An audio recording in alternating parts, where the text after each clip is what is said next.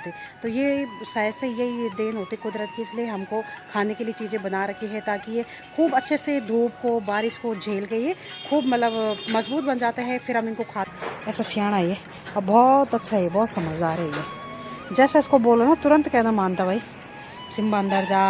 आप सबको मेरा प्रणाम साथियों, कैसे हो आप लोग? आशा उम्मीद करती हूँ आप लोग बहुत अच्छे होंगे, स्वस्थ होंगे, मस्त होंगे। मैं भी अच्छी हूँ और मैं मनोरमा राउत उत्तराखंड के खूबसूरत शहर ऋषिकेश से स्वागत करती हूँ आप सबका अपने यूट्यूब चैनल पर, जिसका नाम है मनोरा व्लॉग।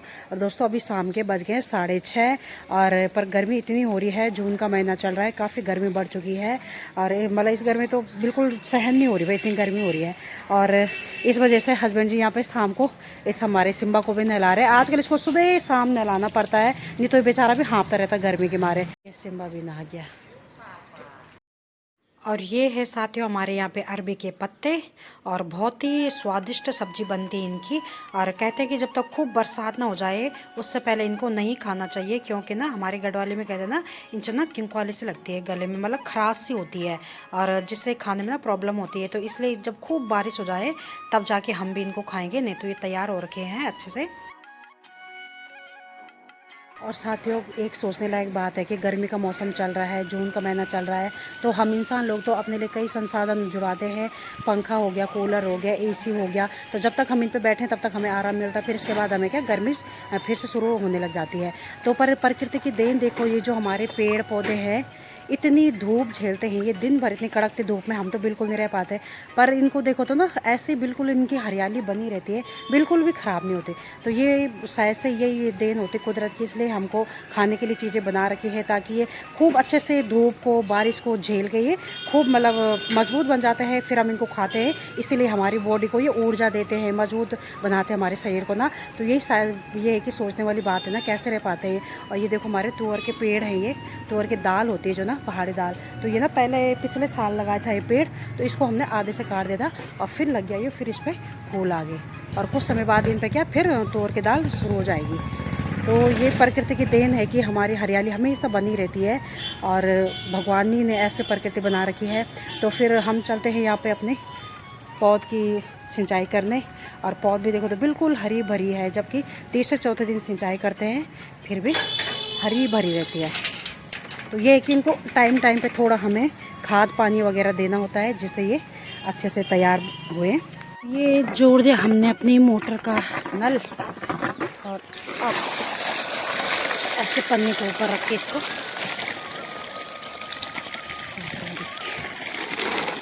ऐसे मिट्टी निकालते इस मोटर के नल से, क्योंकि ज़मीन से आता है ना और इसमें भी मिट्टी निकालती है। और ये हमारी पौध कितनी बड़ी हो गई, पहले हमें लग रहा था कि छांटी है, तो अब देखो तो समय के साथ साथ खूब घनी हो गई और 20-25 मिनट में भर जाएगी।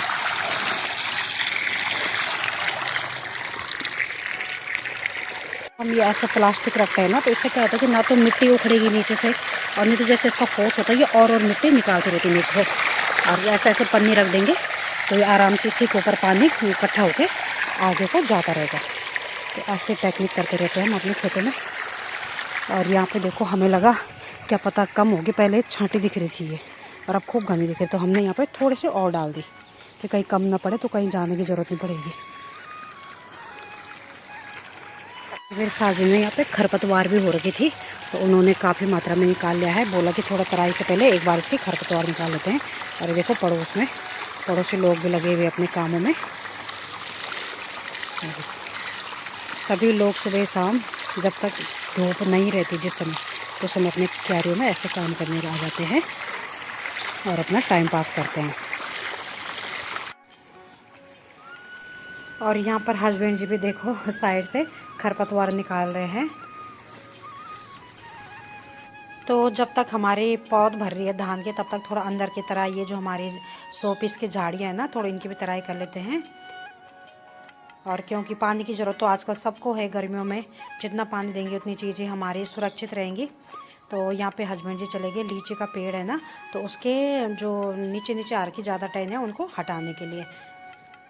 और ये देखो दोस्तों यहाँ पे ये मिर्च का पेड़ है ना, ये 3 साल तक चलती है मिर्च, काले रंग की मिर्च आती है इस पर। तो बस ये वाली बड़ी वाली पौध तो हमारी भर गई, अब बस ये वाली भरने को है, इस पर लगा दें। मैंने पाइप थोड़ा ही रह रखा साइड से, तो बस 2 मिनट में ये भी भर जाएगी। और रात भी होने को आ गई है, लाइट भी जल गई लोगों की। तो फाइनली दोस्तों हमारी सारी क्यारी भी भर चुकी है, धान की जो पौधा है पूरी भर गई है और पाइप भी मैंने अंदर ला दिया मोटर बंद करके। तो अब फिर 3 दिन बाद हमारा यही काम होगा, फिर से उनको तराई करना। तो आप लोग वीडियो एंजॉय कीजिएगा, पसंद आई तो लाइक शेयर सब्सक्राइब कमेंट जरूर कर देना। मिलेंगे अगले व्लॉग में, थैंक यू। देखो हमारे सिम्बा का स्टाइल, ऐसे कुर्सी के ऊपर रहता है, रात भर यहाँ पे बैठा हुआ और इतना सियाना है ये। पता क्या करता है, दिन भर कृष्णा रहता हुआ ऐसे रूम में बैठा हुआ। तो इसको भी गर्मी लगती है, इसको हम गर्मी की वजह से आजकल दिन में अंदर रखते हैं। और तो ये ना कृष्णा के कमरे में जाता है, दरवाज़ा खटकाता है और जब तक कृष्णा दरवाज़ा खोलेगा ना हटेगा नहीं वहाँ से। तो कृष्णा बोल रहा परसों, मम्मी मुझे तो लगा कि आप हो और ये तो सिम्बा खटका रहा था दरवाज़ा। ऐसा सियाना है ये और बहुत अच्छा है, बहुत समझदार है ये। जैसा इसको बोलो ना तुरंत कहना मानता, भाई सिम्बा अंदर जा, ऐसा कर वैसा कर, सारी बातें समझता है ये और बहुत अच्छे लगते हैं ना ये। इनसे भी एक अलग ही लगाव हो जाता है हमें। घर के जो हमारे पेट होते हैं बहुत समझदार वफादार होते हैं ये। सिम्बा।